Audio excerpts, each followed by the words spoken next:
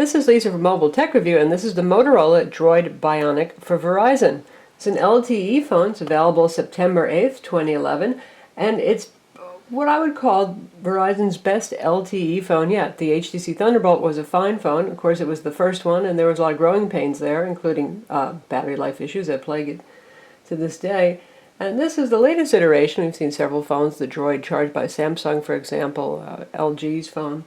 This one has fantastic performance, a very sharp QHD 4.3-inch display, and amazing battery life thanks to its 1735 milliamp battery. That's a very large capacity battery. Normally that would be what you would call an extended battery. Yet the phone is relatively thin. In some ways it's sort of like the Droid X2, only with LTE added in. It's got the same kind of humpy curve here to accommodate the camera lens. You see we've got the smoked chrome surround here. These are HDMI and micro USB ports. This is micro HDMI. And these are switched from the Motorola Atrix, and that means you can't use the lap dock and the other accessories to the Atrix. You'll have to buy ones that are actually designed for the Droid Bionic. Here we've got the power button, and this is where you grab it to pull off the back. 3.5mm headset jack. Volume controls are here. On the back, we have a soft touch finish. This is a plastic back, not metal. Speaker grill over here, your 8-megapixel autofocus camera with LED flash. And on the front here we have capacitive touch buttons for the standard Android features. The Droid Bionic runs Android OS 2.3.4, that's Gingerbread, the latest version. It has 16 gigs of internal storage, and it comes with a 16 gig micro SD card as well. So you've got a lot of storage on board here for your music, your movies, whatever else it is that you want. And you need that extra memory for the WebTop application. Again, just like the Atrix, you can turn this guy into a sort of mini notebook using the laptop accessory, which is $300. And that basically looks like a 11.6-inch notebook shell. You stick this guy in the back. There's a little mount point for it, and it has the 11.6-inch 1366 by 768 display, a built-in keyboard, a trackpad, USB ports, and it runs a couple of applications, including Firefox as a file manager, some basic stuff that lets you turn it into a sort of netbook/tablet replacement. Now there's a bunch of other accessories too. This guy is seriously accessorized with dock accessories. If you don't want the $300 lap dock, there's also the Home HD dock. You can use a Bluetooth mouse and keyboard with that, and it comes with the remote. And then there's the more affordable $29 WebTop adapter. It has an HDMI port out, so you can plug this guy into a monitor and use your own keyboard and mouse of choice if you wish to use those, and still get the WebTop application running with your monitor. And there's also a battery charging dock that charges the spare battery and the Droid Bionic as well. And that sells for $50. So beyond the ability to accessorize this and turn it into a sort of pseudo mini notebook, it's a fantastic phone in its own right. This is a Gorilla Glass display right here, 4.3 inches. As I mentioned, it's QHD. That means 960 by 540 pixels, which is currently the highest resolution you get on an Android phone. The dual-core TI OMAP CPU running at 1 gigahertz, great performance, about 2100 benchmark on Quadrant. We're seeing about 56 on LenPack, which is solid. The best ones so far doing about 65. I can tell you that in terms of snappiness and performance, you can see just right here, snapping through things. It's very responsive, very speedy. It really doesn't bog down when you run multiple applications at once. Good performance. This can play 720p high-profile video and even 1080p video. 1080p video, not much of a point to playing that on the screen this size. But if you're going to use this with the HDMI cable and output to your HD TV, then it starts to make sense. And certainly 720p video makes sense both on the internal panel and if you're using the lap dock accessory. The phone has all the standard wireless goodies that you'd expect. Wi-Fi 802.11 BGN. It has Bluetooth and the usual GPS. Comes with Google Maps and VZ Navigator as well. And of course it has LTE. Verizon has expanded their LTE network very aggressively right now. They have quite a few markets covered, and download speeds they claim between 6 and 12 megs down and 4 to 6 up or so. We've actually been seeing better speeds than that. We'll take a look at the speedtest.net application, and you can see the speeds that we've been getting.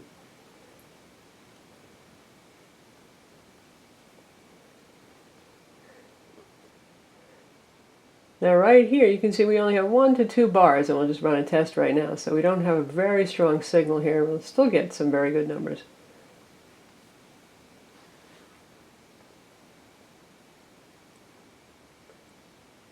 So we've got 18 megs down, 75 millisecond ping time. And it looks like we're going to get a slow upload speed this time, but that's not typical. 1.2 megs up, and you can see from our previous results here, with a stronger signal of about 4 bars, we got 1.7 megs down and 2.5 megs up. 19.5 megs down, 2.8 megs up. And with a very weak signal, we got 9.9 megs down and 2 megs up. So that's a lot faster than 802.11b wireless networks, and certainly it's faster than some home broadband connections at this point. That's plenty of data. Verizon charges $30 a month for 2 gigs of data, and they have a $50 5 gig plan as well. If you go with that, if you go with the $50 data plan or higher, you can get $100 off the laptop, by the way, so it'll cost you $200 instead of $300. And if you want to add tethering, since this does have the mobile hotspot feature, you can see there's an app right on the home screen for that. That costs an additional $30 a month and gives you 2 more gigs for your data allowance. Call quality, as we've come to expect from Motorola, is very good. Reception seems to be solid as well. It's not superb on the LTE network, but it is good. We never lose LTE coverage, even indoors. And Motorola has lightly customized the dialer. You can see this here. Given the very large display, you've got absolutely huge numbers to dial with, even if you're walking. That shouldn't be a problem to dial from that. And you've got shortcuts to your recent calls, your contacts, and your favorite people right there as well. Speakerphone's right there, and when you're in call, you have even more options. Contacts application, also very lightly customized. We'll just take a look at one of the pre-entered ones right here, and you can see what that looks like. And if you want to edit a contact, see edit right here. You can see all the fields that are available. The phone has an 8 megapixel autofocus camera. It takes very nice photographs. The pictures are a bit on the cool side in terms of color temperature. There's not a lot of warmth in those photos, which means it tends more towards blue, cool, stark, rather than warm, fuzzy, orangey, highlighty kind of things. But it takes really good shots, and 1080p video recording is also quite good. Not a whole lot of blockiness there, very smooth. That was about 30 fps. Very, very nice for a phone. The interface here, I'm in the camera application right now. You can see, and there's your shutter button right there, and here's your slider to switch between photo and video. Up here you can switch between the front and rear cameras, because this has a front video chat camera. And here you can get to additional settings. Exposure mode, scene settings, controlling the flash, all that kind of thing. This is standard Android interface basically for the camera. And here's your shortcut to gallery. And Motorola has customized the gallery. So when you're in the gallery here, you can see this the presentation that you get, and because they're still all about social networking here, this basically has a lot of components of MotoBlur. They just don't call it that anymore because, well, MotoBlur kind of got lambasted too much. You can access your camera roll, your whole library, online stuff, your friend stuff, and DLNA servers right from the gallery application, which is a nice customization. So if you go in here, you see they've customized it to give you a kind of cover flow presentation that's nice with a little 3D effect as well. So just take a look at some photos that we've taken. You can see they're nice and sharp, and also the speeds are very good. Speed for rotation, you can zoom in, zoom back out. And here's a video that we shot. Shooting 1080p video with the Motorola Droid. Looks pretty good on the desktop too. Of course, everything looks good on a relatively small display of a smartphone. It looks good. We'll upload some video for our full review so you can see what it looks like. So nice job of customizing the gallery. In terms of the Motorola customizations otherwise, you can see their typical icons over here. They like to square things off a bit, and if we look at the applications grid, you can see the same thing here, typical Motorola icons, and we've got side scrolling with a little bit of a 3D effect going on as you switch in between these. And for main account setup here, you can see you've got the backup assistant that Verizon offers, Corporate Sync, which is Exchange Sync, email accounts, Facebook, Flickr, Google, LinkedIn again, PhotoBucket, Picasa, Twitter, Visual Voicemail, Yahoo Mail, and YouTube for your gallery, YouTube gallery account. So let's check out video performance here. Go back into our gallery application. Into my library. Again, this is presented as a timeline. And we're going to go to a 720p high profile trailer.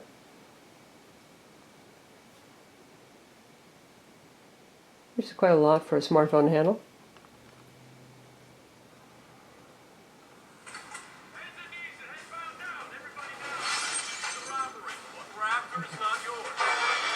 And that's the speaker at maximum volume.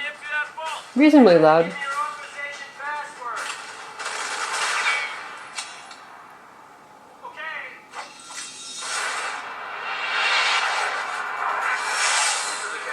Not much distortion even at maximum volume, which is nice too for that speaker. So very good. How about 1080p video? Got a 1080p standard profile, not high profile trailer here.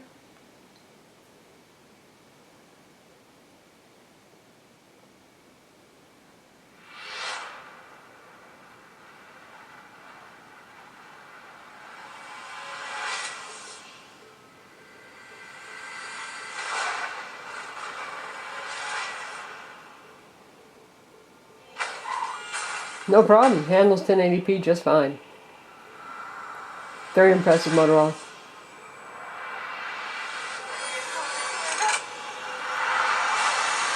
Someone started on.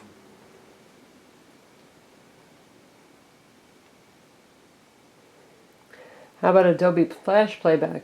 Now we're on the full YouTube desktop website, and I've just typed in a search for Planet of the Apes trailer, and then here you can see the Motorola keyboard.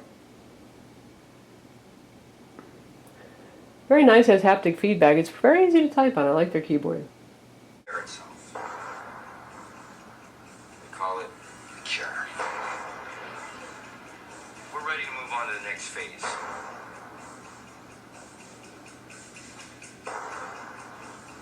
Very smooth playback, very nice. And the speaker is pretty good. This is wrong, Will. This has the potential to change lives. So Adobe Flash, a big yes. And here's a pleasant surprise. The phone runs Netflix. It doesn't come pre-installed, but it's available for download from the market, and seems to work just fine. It'll do the usual Netflix buffer up for the first 30 seconds before it gets really sharp, and then it'll look good. And again, we're still on LTE 4G here. It's government owned, and you need to do something about it.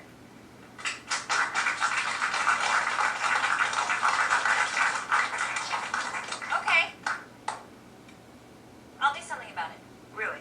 Yes, I will help you. Is that a promise? It's more than a promise. And now it's buffered up and it's looking sharper. It's looking good. I pinky promise. So there you have it. QHD 4.3-inch Netflix in your pocket. And I will go to that location. Great way to use up your LTE allowance really quick. When playing video, Adobe Flash, locally stored video, and even Netflix, the back of the phone does get warm to the touch. That seems to be something that's typical of Motorola's Droid phones, in part because they're so thin and the motherboard and the battery are pretty close to the actual surface of the back of the phone. I don't think there's anything to be alarmed about, but it's worth noting that it does get warm.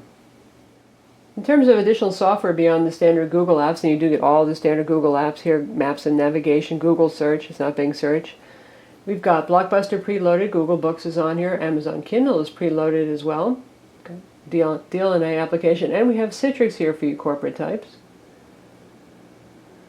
We've also got GoToMeeting. Again, this is Motorola's little typical business bundle. For games, we have Let's Golf 2. Verizon account management software, NFL Mobile, Quick Office, which is the full version of Quick Office. It can create, view, and edit MS Office documents, and it can view PDF documents. Slacker is preloaded as well. And we have VideoSurf, which is an interesting application where you actually use your camera to record some video that's playing on TV, a TV show, something like that, and it does a search online to get information about that TV show and to find you where more content might be available. And we also have ZoomoCast, which is a cross between DLNA and remote access file sharing. You set up ZoomoCast on here, it just makes you register. You don't have to pay anything like that. And then you can download ZoomoCast for your Mac or Windows machine for free. And you can access multimedia files. You can stream video from your PC, you can stream music, and you can access files using ZoomoCast as well. And we've got VZ Navigator on here, and we have the usual Verizon VCast media stuff, VCast Music, VCast Media Manager, VCast Tones, and VCast Videos. So that's the Motorola Droid Bionic on Verizon with 4G LTE. It's available starting September 8th for $299 with contract. The laptop dock will set you back an additional $300. It'll be $200 if you get a $50 a month data plan or higher, and there are several other accessories. As we mentioned, that plug into the docking connectors on the side, being your HDMI and USB ports. Is it the best LTE phone so far in Verizon? I would say it is. In terms of battery life, in terms of performance, nice, sharp, large display, excellent phone. If you're looking for a high-end phone on Verizon with 4G LTE, definitely take a look at the Droid Bionic. I'm Lisa from Mobile Tech Review. Visit our website for the full review.